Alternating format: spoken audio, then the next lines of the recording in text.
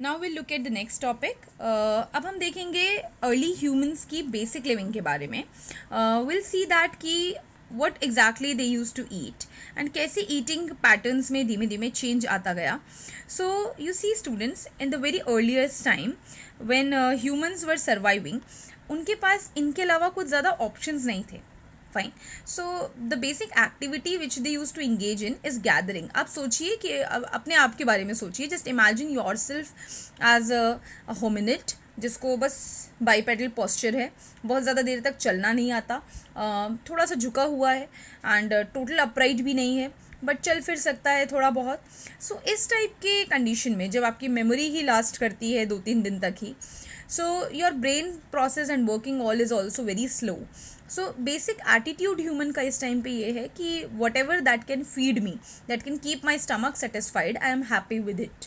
So बहुत ज़्यादा options नहीं है, तो nuts, berries, fruits, grapes, shells ये सब collect करके ही वो खुश है.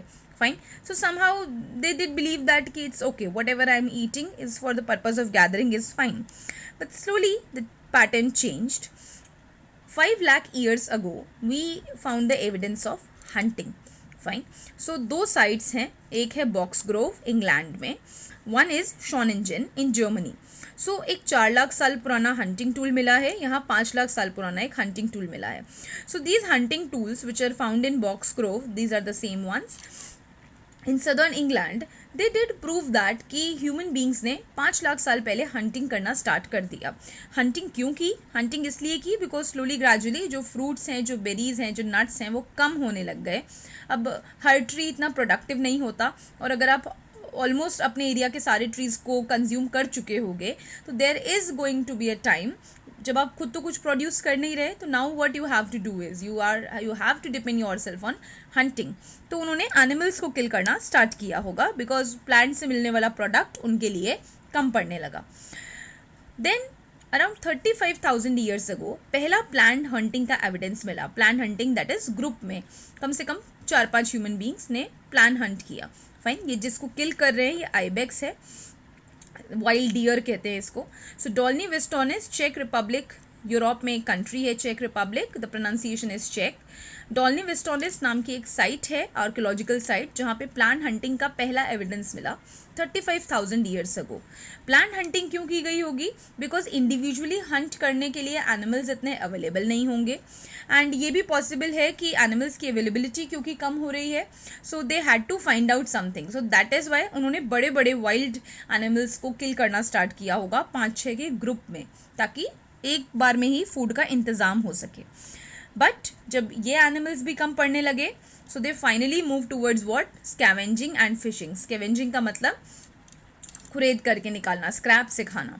सो क्या खा रहे हैं? एग्स कलेक्ट कर रहे हैं, एनिमल्स के एग्स को कलेक्ट करके खाते हैं, छोटे छोटे मैमल्स खाते हैं, dead animals. That means you believe that कि जो ऑलरेडी हंट किया हुआ है किसी दूसरे एनिमल ने, और एनिमल्स कई बार क्या करते हैं, आधा खा के आधा छुपा देते हैं. स्पेसिफिकली हाइना की ये हैबिट होती है कि गड्ढा खोद के they just use to hide the left over, ताकि वो बाद में आके खा सके. तो ह्यूमन अब इतना ज़्यादा मजबूर हो चुका है कि उस चीज़ को भी वो खोद के निकाल के खाता है. तो स्कैवेंज अब करता है. क्यों? क्योंकि उसके पास रिसोर्सेज बहुत ज़्यादा लिमिटेड हैं, ना उसको एनिमल्स मिलते हैं. तो स्कैवेंजिंग भी कब तक चलेगी? फिशिंग, स्कैवेंजिंग ऐसी एक्टिविटीज़ हैं जो जब अवेलेबल हैं तब तो पॉसिबल है, अनलेस इट्स नॉट पॉसिबल. मजबूर होकर के, निराश होकर के फाइनली ह्यूमन ने क्या सोचा, चलो भैया अब तो फार्मिंग करनी पड़ेगी.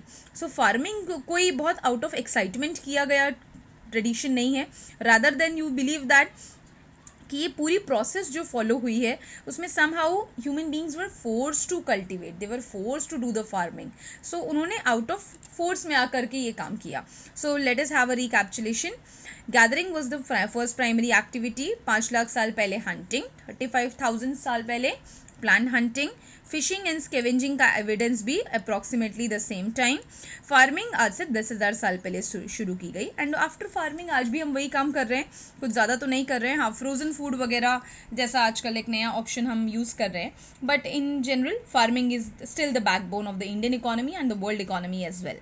So this is the basic living of food. Now let us switch to the next topic, the basic living of shelters.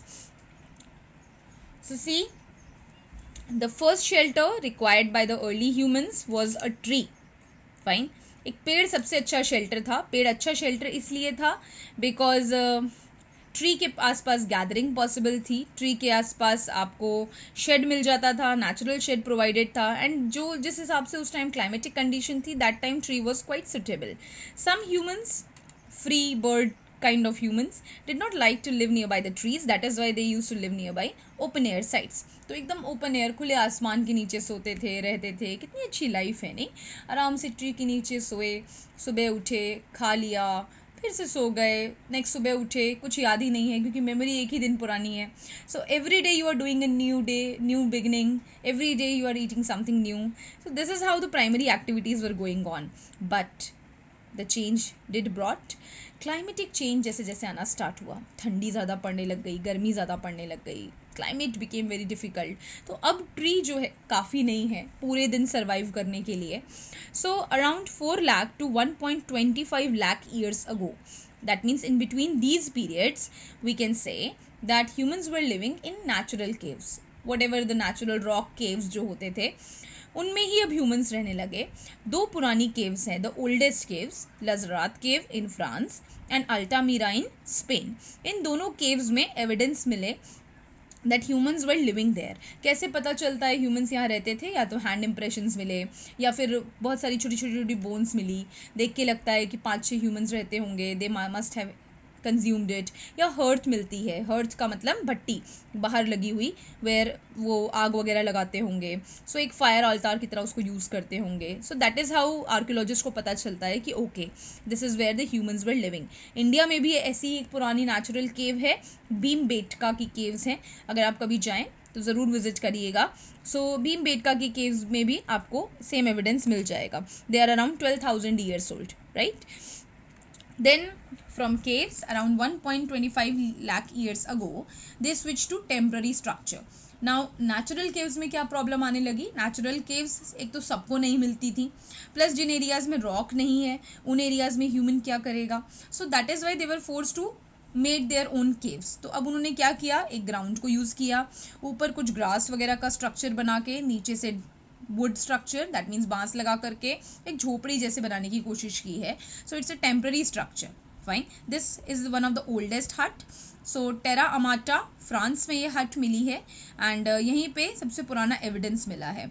So it was use for a band of people for limited hunting days, and it collapsed after huts. So collapse हो चुकी है, गिरी पड़ी है, but still जो structure मिला है वो कम से कम हमें ये तो बताता है कि this much year old was the artificial cave building they were doing.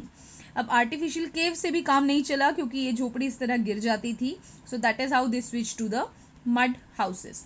So baked clay के हाउसेस बनाते थे, जिसको अब आप ट्रेडिशनल हट कह सकते हैं. ये आपको गाँवों में भी दिख जाएगी. सो approximately 15,000 years ago in Shezowanza, Kenya, we saw the evidence of a baked clay house. So now let us go through the basics again.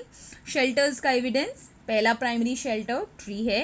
Then they started living in open air sites, after that in caves, then in artificial caves, and then in clay houses. In caves we have 2 evidence, Lazrat cave in France, Altamira in Spain. In artificial caves we know about Shezowanza, Kenya, Terra Mata in France, and in clay houses we know about Shezowanza, Kenya.